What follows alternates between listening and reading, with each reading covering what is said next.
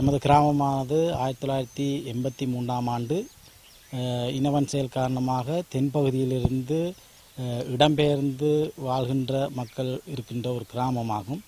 இக்கிராமமானது 1984ஆம் ஆண்டு இறுதி பகுதியிலேயே உருவாக்கப்பட்டது.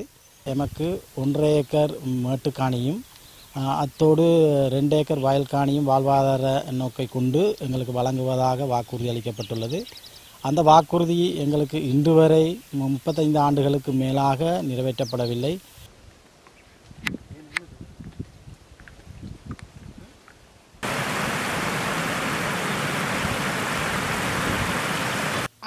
வீதத்துக்கு மேலே மலையக மக்கள் தான் இங்கே வசிக்கிறார்கள். இங்கே மட்டுமில்லை, அயல் கிராமங்களில் இங்கே கிளிநொச்சி மாவட்டத்தில் கொஞ்சம் அயல் கிராமங்கள்லையும் இந்த மலையக மக்கள் என்று கொஞ்சம் பேர் இருக்கிறாங்க. அவங்களுக்கும் இப்படித்தான் வயல் காணிகள் அது மேட்டுக்காணி அப்படியான விஷயங்கள் எதுவும் இல்லை. இப்படியான விஷயங்களால் எங்களோட கிராமம் இன்னும் பின்தங்கி கொண்டே போகுது. சொல்லப்போனால் அன்றாடம் கூலி வேலை செய்கிற மக்கள் தான் இங்கே இருக்கிறார்கள். கிட்டத்தட்ட சொல்லப்போனால் எங்களோட பகுதிக்குள்ளேயே ஒரு 300 ஏக்கருக்கு மேலே நிலம் இருக்குது. அதை நாங்கள் கேட்டுக்கொண்டிருக்கிறோம். அதை எங்களுக்கு மக்களுக்கு தோட்டத்துக்கு விவசாயத்துக்கு அல்லது வீட்டுக்கு காணிக்கு தர சொல்லி கேட்டுக்கொண்டிருக்கிறோம். ஆனால் இதுவரைக்கும் அந்த சம்பந்தமான எந்த ஒரு நடவடிக்கையும் எடுக்கப்படவில்லை. வார ஜனாதிபதி யார் வரப்போயினம்ன்றது எங்களுக்கு தெரியா. அப்படி வர்ற ஆக்கள் எங்களுக்கு இதை கருத்தில் கொண்டு எங்களுக்கு தேவையானதை பூர்த்தி செய்து தருவதற்கு மிகவும் ஒரு ஒத்துழைப்பாகவும் ஒரு பணிவன்பாகவும் கேட்டுக்கொள்கின்றோம்.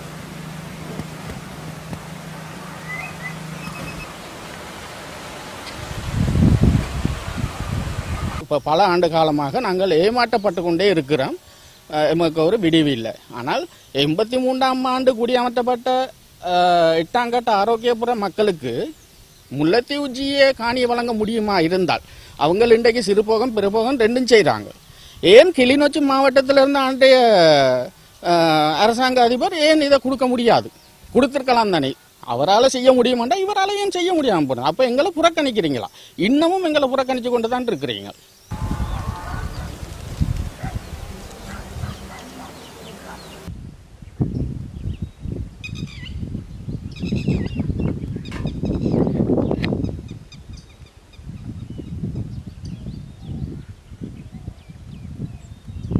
வாய்க்காலுக்கு தண்ணி போகிறதுக்கான வயலுக்கு தண்ணி அதெல்லாம் கட்டெல்லாம் இருக்குது. இருந்தும் எங்களுக்கு அதோடு நின்றுபட்டு போனது இப்போ பெரிய காடாக போச்சு. மரங்கள்லாம் பெருசாக இருக்குது. மலையகத்திலிருந்து வன் செயலாக பாதிக்கப்பட்டு தான் நாங்கள் இங்கே வந்தோம். ஆனால் அதை விட பெரிய கஷ்டம் இப்போ இங்கே அந்த வயல் காணி இல்லாததால் அடித்தளம் வயல் காணி தானே மனுஷனுக்கு. அப்போ வயல் காணி இல்லை, அதனால சாப்பாட்டுக்கெல்லாம் பெரிய கஷ்டம்.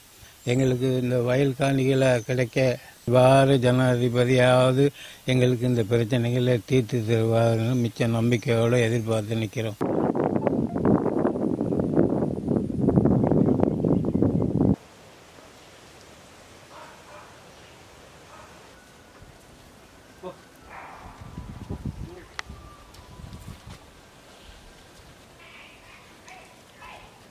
மலைய சமூகம்னு சொல்லி தான் எங்களை எல்லாம் ஒதுக்கி வச்சிருக்கு. மற்றது இது ஆட்டுக்கொட்டி பக்கத்தில் வீடு, மண் வீடு தான்.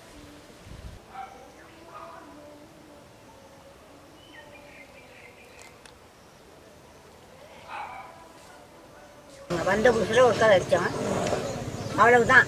அதோட காடு வீடு நம்ம கட்டியிருக்கிறது தாங்க வயல் காணிக்கு வரும். மழை பெஞ்சா பார்க்க மாட்டீங்க வெள்ளத்தை, அப்படித்தான் வெள்ளம். இந்த ஏதோ நான் கொடுக்குறத சமாளித்து ஒரு நேரம் சாப்பிட்டோம், ஒரு நேரம் சாப்பிடாமையும் சமாளித்து கொண்டு வரோம். அப்போ அது யாருங்க கேட்குறது? கேட்க ஆக்களே இல்லை எங்களுக்கு. இப்போ அவராவது இந்த காணியை பெற்று எங்களுக்கு கொடுத்து இந்த துப்பராக்கி நெல்லை விதைங்க, நீங்கள் ஒரு மனத்தை மாதிரி வாங்கன்னு சொல்லி சொல்கிறாரோ அது கடவுளுக்கு தாங்க தெரியும். என்ன நிலைமையில் வருதுன்னு எங்களுக்கு தெரியாது.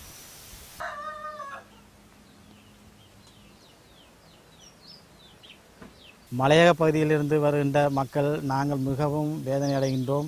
உலகாலம் 30-35 ஆண்டுகளுக்கு மேலாக நம்முடைய வயல் நிலம் பிரச்சனை தீர்க்கப்படாத விடத்து மக்கள் ஆரம்ப குடிமக்கள் அநேகமானோர் மரித்துள்ளார்கள். இடம்பெயர்ந்து வந்த மக்கள் அவருடைய பிள்ளைகள் எல்லாம் சேர்ந்து இப்போ 450க்கும் மேற்பட்ட குடும்பங்கள் வசிக்கின்றார்கள்.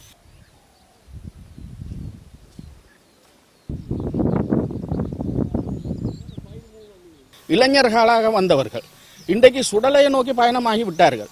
சரிதானே? இன்னும் இருக்கிறது ஒரு 2-3 பேர். இந்த கடையா, இந்த மசனையான்றவர், ஏனையவர் கொஞ்சம் பேர் தான் இருக்கிறாங்க. எல்லாரும் சுடலையை நோக்கி போயிட்டாங்க. இப்போ எங்களுக்கும் அந்த சின்ன பிள்ளையா இருந்த எங்களுக்கும் வயது போய் கொண்டு இருக்கு. எங்கட பிள்ளைகளுக்கு சரி இந்த காணிகள் கிடைக்குமான்றது கேள்விக்குறி. சரிதானே? புரஸ்ட் சரிதானே, அது அரச காடு. அந்த நிலைமை இருந்த அரசாங்கம் என்ன வேற யாரமா இருந்தது? வெளிநாட்டுக்காரரா? இல்லையே, இலங்கை அரசாங்கம் தானே இருந்தது. அவங்க தான் காணி கொடுத்தது. இந்த புரஸ்ட் சொல்லுது அது அரச காடு, அது யாரும் வழங்க இல்லை, அது இயக்கத்து தேவைக்கு போட்ட வாய்க்கால்கள்.